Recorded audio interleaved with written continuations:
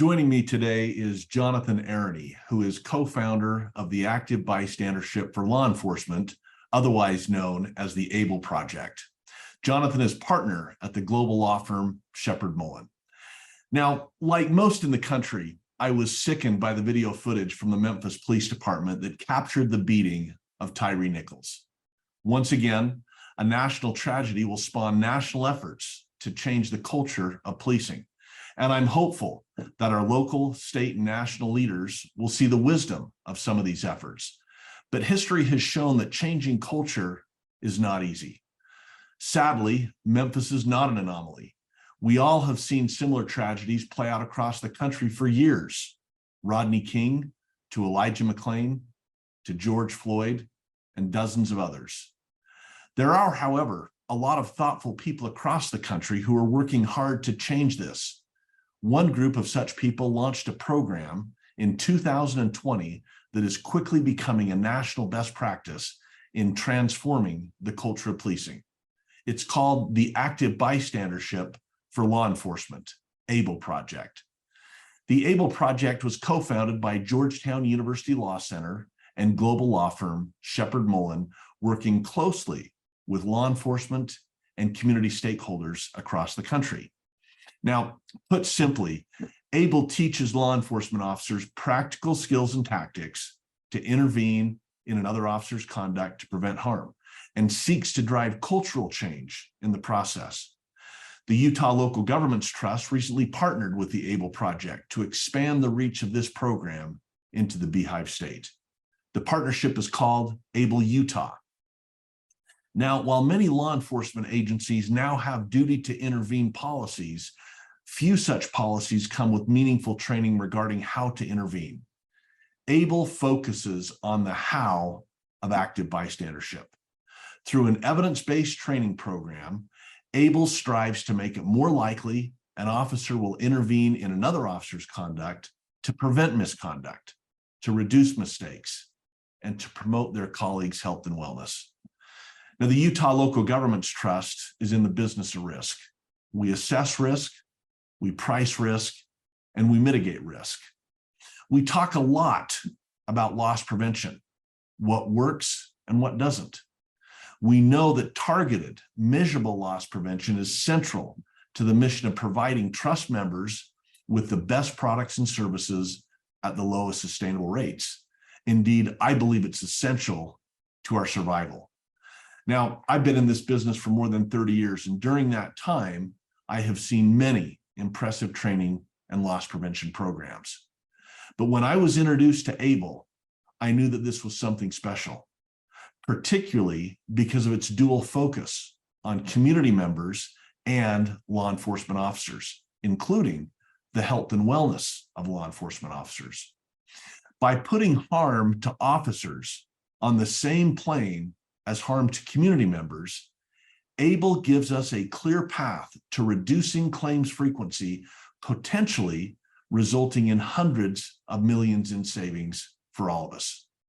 Instead of paying millions to defend and settle claims that didn't need to happen, think about what could be done if monies were redirected to you and to your communities to pay for infrastructure and services such as streets and roads, aging services, public works, parks and recreation, economic development, police and fire, and the list goes on and on. Now, today more than ever, law enforcement is under attack. Some of it is unfair, some of it is well-deserved. But regardless of where one stands on the issue of police reform, most of us can agree we all have an interest in reducing unnecessary harm to community members and to law enforcement officers. And ABLE does just that by teaching the skills and tactics to facilitate meaningful interventions, regardless of rank, before it's too late. When we review our claims here at the Utah Local Governments Trust, the opportunity to apply the skills and tactics of active bystandership jump out, and not just in law enforcement. The underlying principles of ABLE, active bystandership, apply to all areas that we insure. Because remember, ABLE is not about misconduct only. ABLE is about preventing misconduct, reducing mistakes, and promoting officer health and wellness. ABLE principles apply in our personal lives as well as in our professional lives. For example, think about what happens when you or I see a small, unbalanced child walking towards a busy street. First, we notice the need. Second, we decide to take action. And finally, we act to prevent the harm. Now, this is really the essence of active bystandership. It's also a fundamental teaching tool of ABLE: to notice, to decide, and to act. Now, while it sounds easy, social science and decades of data show us that it's not always easy. Indeed, it's often extremely hard. Powerful, long-studied inhibitors often get in the way of even the best of intentions of doing what, in hindsight, we know we should have done.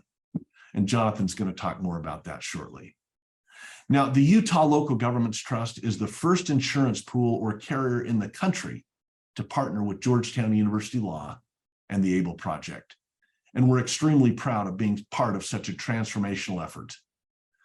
The Utah Local Governments Trust is making ABLE training available without cost to all law enforcement agencies in Utah, member and non-member alike, who are willing to commit to creating a culture of active bystandership through policy, training, support, and accountability. The trust is providing this training free of charge because we have seen firsthand its impact and benefit. In January, an agency in Colorado that completed ABLE training for all of its officers at the end of 2021 reported a 57% reduction in use of force incidents during 2022.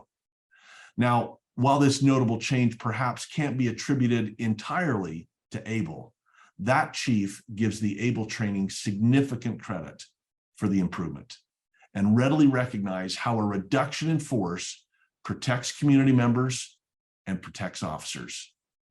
Impressive for sure, but not surprising. Other agencies across the country have shared similar stories. Now think about what it might mean to you and to your community that you serve if law enforcement related claims drop by 20%, by 40%, by 60%. Think about the impact on the health and wellness of all of our communities, of our officers, their families, their careers, and the law enforcement profession generally. Now, let me share some facts. They're a little bit outdated, but it gives you an idea of what's going on with ABLE.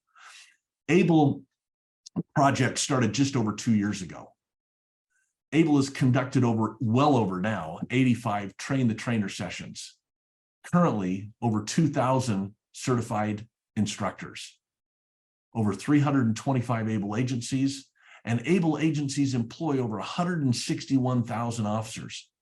This represents about 25% of all law enforcement officers throughout the entire country. ABLE agencies now serve nearly 100 million residents. Now, it's easy to look at the tragic videos that have gone viral over the past decades, including the most recent in Memphis, and say, you know, you shouldn't have to teach an officer to step in and stop that. And I agree. But as Jonathan is fond of saying, we need to stop letting what we shouldn't have to do keep us from doing what apparently we need to do. Now, to be clear, I'm not suggesting that ABLE or any other single training or policy for that matter would have changed what happened in Memphis. The actions and inactions there go well beyond a lack of active bystandership. I'm also not suggesting that ABLE will prevent all future tragedies in the state of Utah. It won't. But practical intervention training implemented as part of a broader effort to change culture can play a material role in protecting community members and law enforcement officers.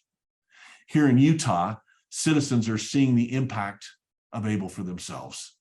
Jonathan, I'll turn it over to you for a deep dive into the curriculum. Well, thanks, Steve.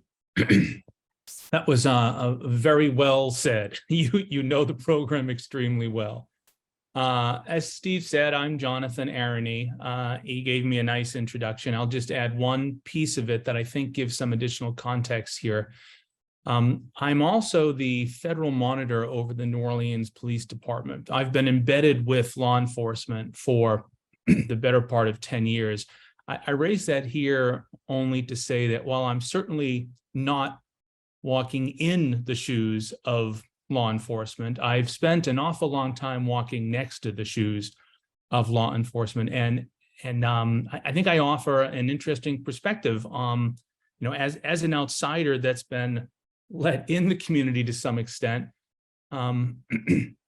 which perspective drove, I think, at least helped drive the creation of this program in the first place. So what I'd like to do is talk a little bit about the history of ABLE and how it came to be, talk a little bit about the training itself and the curriculum and why it's so special, move through some of the science, and then kind of end with some of the successes that we've been seeing, which gives us, which continues to energize us. So first, a little history. And there was, back in 2015, I was in New Orleans, and something I found very interesting happened. A group of people came to me to ask if I would help them create what they called a peer intervention program. Now, the truth is, I didn't know what a peer intervention program was, but I say yes to everything. So I said, well, yes, I will help you. Tell me what it is. And they described peer intervention. They described an officer taking action to, stop the actions of another officer. But what interested me the most was the group of people that was asking for this. It was a group of community members, including a civil rights lawyer and a social activist who never missed a police protest in his life, two members of the police union, 2 rank and file officers, and 2 chiefs. What a strange group to be asking for exactly the same thing. And I was so taken by the fact that the community members wanted exactly the same thing that the officers wanted.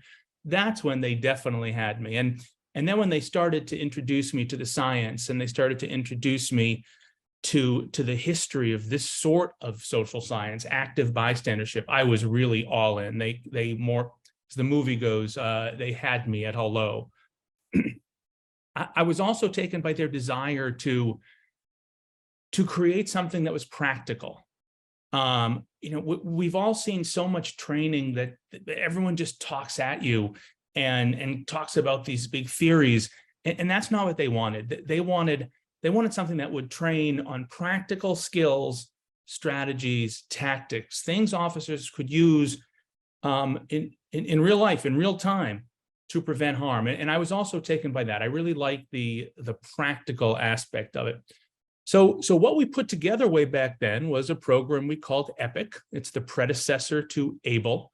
EPIC, as named by the police officers, is Ethical Policing is Courageous. And it was a simple little program designed to train every member of the New Orleans Police Department how to intervene in the actions of a colleague. And we started the process of creating this in 2015. I think by 2016, we started to roll it out, and we had everyone trained by 2017. And we were all, I don't know, I think we were all stunned how quickly we saw it start to work. I mean, we felt like it was going to work, but, policing and new things don't always go hand in hand. There's a joke down there, I'm sure it's a joke everywhere, that there are 2 things police and law enforcement hate, and that's the way things are and change. And so we were, we were wondering whether officers are going to take to this or not, but they did. And we started seeing more interventions, and we started seeing less harm to community members and less harm to police officers. As the years went by, we continued to evolve the program.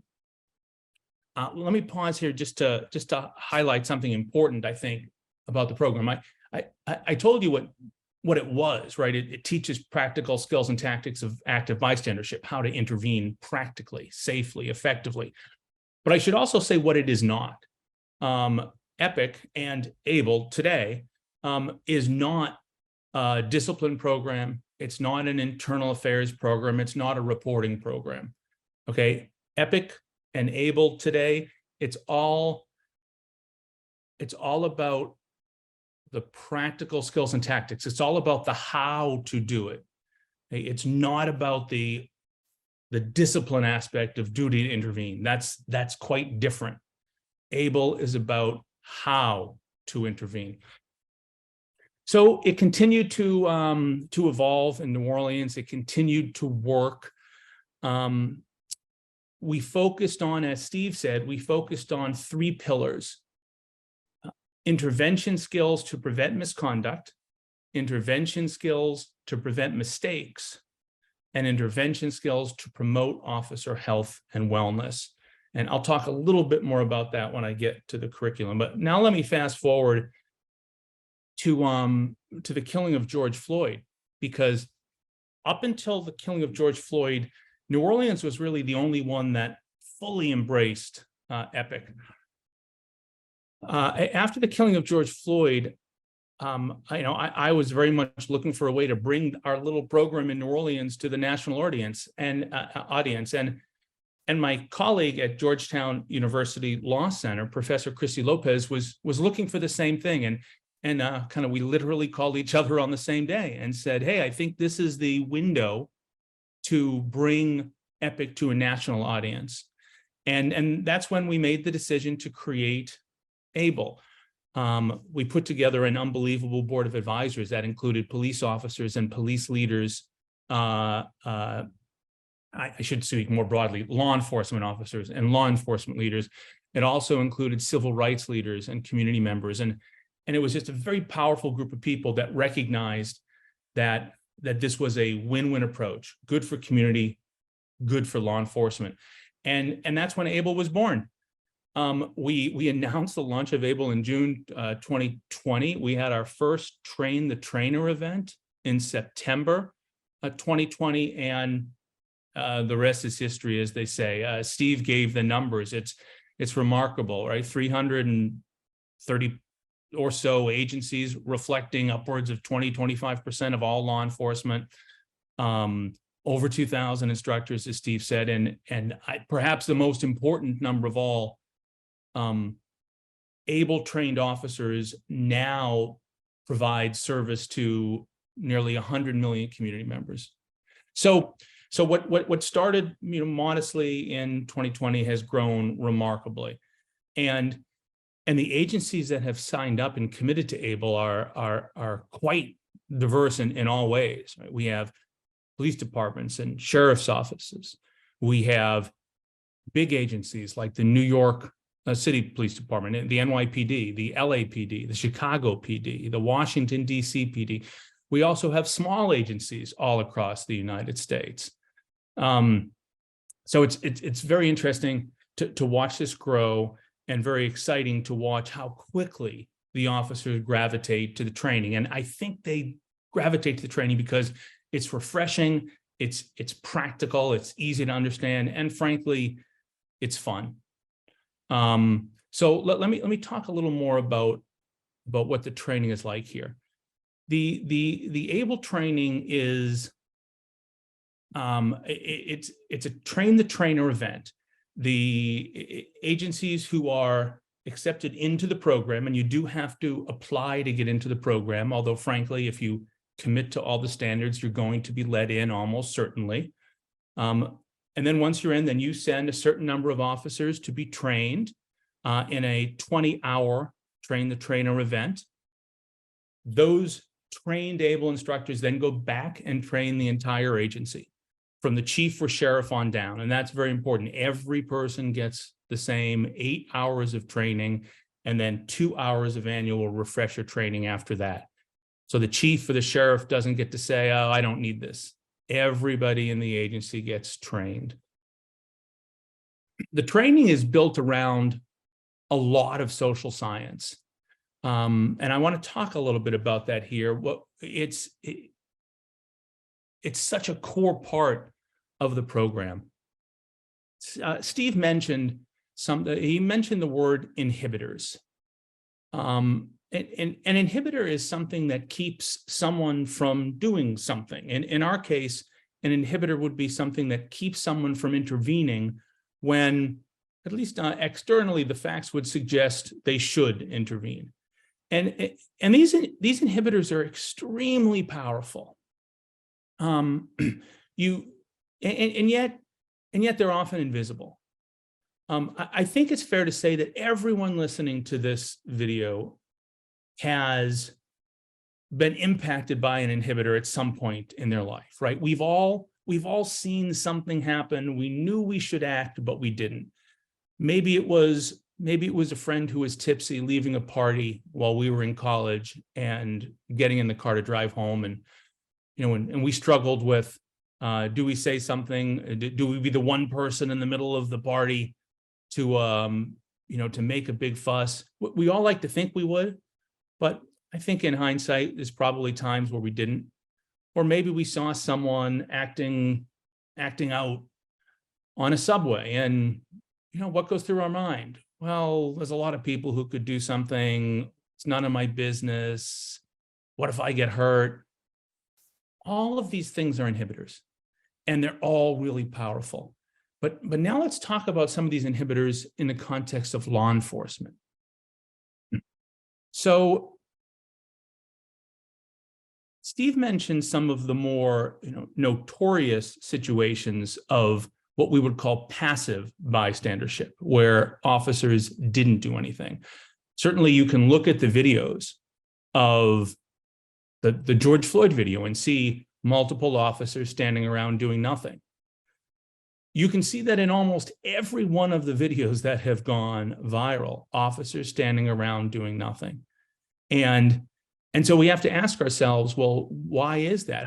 How does that happen? And I think some people are happy to say, or not happy, I guess, but some people are willing to say, well, they just don't care. That might be true for some, but that is one inhibitor among many.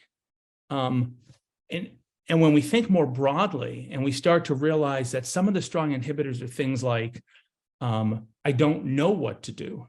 I'm afraid of being ostracized by my colleagues. I'm afraid of being retaliated against. I'm just afraid, period. I don't care. I don't care about the person involved. I don't care about the officer. I'm apathetic. I'm afraid that if I act, I'll make things worse. I mean, I could keep going. All of these are inhibitors, and all of these have been studied for decades. In fact, one of the people that helped us found the ABLE program, Dr. Irvin Staub, has studied this for decades.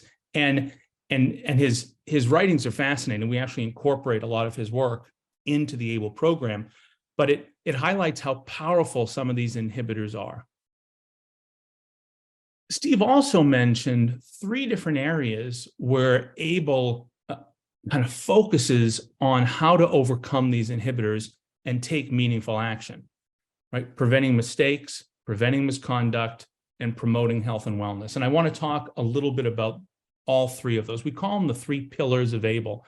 And what's interesting about these is the inhibitors that we talked about are strong across all 3 pillars of ABLE. And the tactics to overcome those inhibitors are the same for all 3 pillars. And I think that's when the officers realize this, I think they're quite taken by the fact that the skills they learn in one area, like preventing misconduct, are the same skills that can be used to prevent mistakes and promote officer health and wellness. It's easy to visualize where bystander training can prevent misconduct, right? George Floyd's a perfect example. It's perhaps a little less easy to visualize how bystander training could prevent critical mistakes.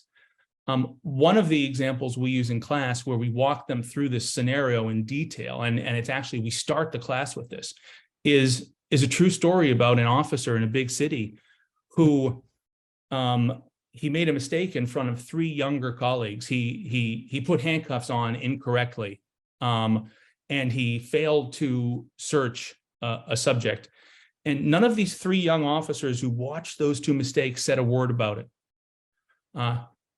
They took the subject out and they put him in a new officer's car because it was to shift change time, and no one searched the subject again, and no one said a word about it. So these 3 young officers watched these multiple mistakes by a sergeant, and no one corrected the sergeant. Well, as the officer took the subject to jail, the subject got his hands out under the legs and in front of him because the handcuffing was bad. He reached in his belt and took out a gun because the search was bad. And he reached through the partition and he shot the officer who was driving him twice above the vest and killed him. Now, if just one of those officers had known how to say one thing, if they had the power, if they had the skill, if they had the knowledge on how to intervene, this whole scenario would have gone differently, right? And that officer would be alive today. What's also interesting as I think about that one is any one of those officers would have run into a gunfight to save their colleague. Like they're all brave. They would run toward the gunfire to save their colleague, yet not one of them corrected the sergeant, which also would have saved their colleague's life. So there we have another example of where practical skills of bystandership would have changed the whole trajectory of a story. So now you see how intervention skills can prevent misconduct. You see how intervention skills can prevent mistakes. The third pillar, health and wellness, same concepts. We all know the statistics for law enforcement in terms of depression and suicide, mental health issues, financial issues, and yet officers struggle with how to approach their colleagues going through these difficult times, right? How do you do it? What do you say? Well, it's those same skills, right? And it's those same inhibitors that keep you from intervening. So the same skills that would have kept that officer alive in the story I just told you, and the same skills that would have kept George Floyd alive are the same skills that would have kept your colleague alive who's going down a bad mental health path.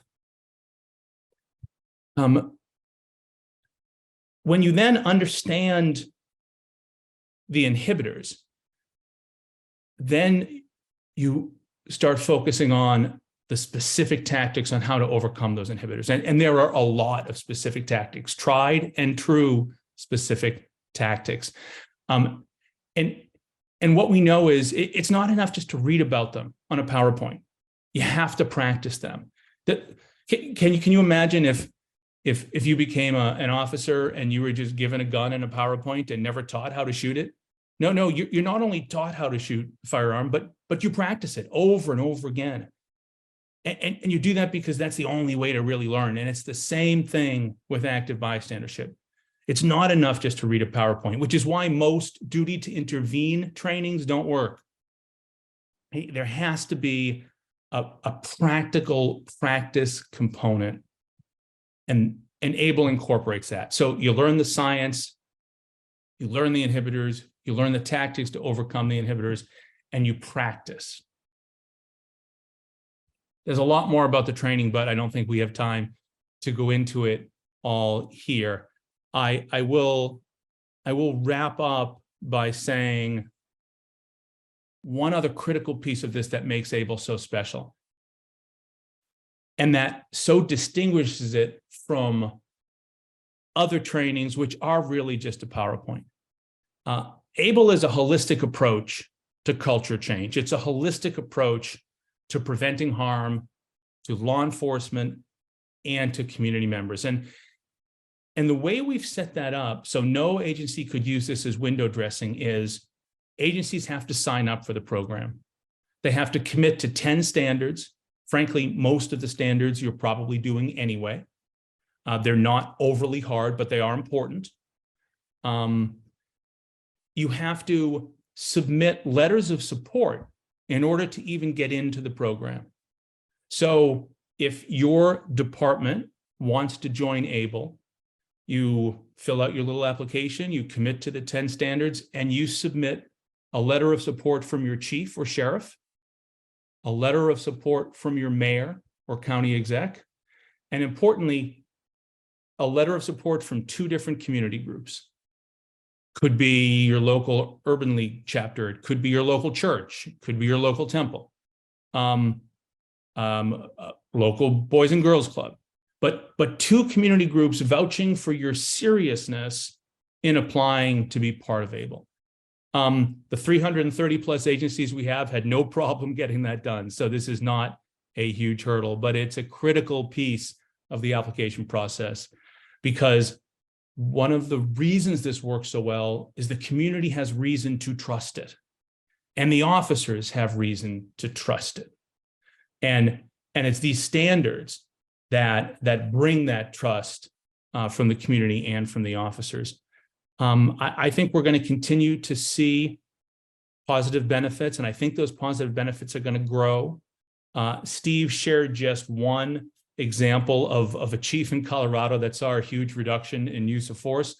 But frankly, we get calls all the time from officers and chiefs and sheriffs all around the country sharing the stories about how the simple act of an officer, sometimes just a tap on the shoulder, was all it took to change the entire trajectory of a story and prevent what could have been significant harm to an officer, significant harm to a community member, and significant financial harm to the department and the municipality.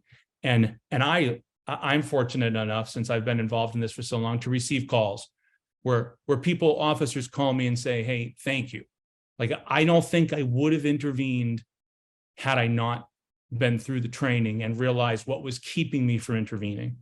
And those obviously make me feel really good. So thank you for letting me present here. I'm always available to answer questions from anyone that wants to learn more about the program, as is Steve. Steve knows the program as well as anybody. And I hope you all, take an interest in this, learn more about this, and join us in this journey, because this journey is going to save a lot of careers and it's going to prevent a lot of harm.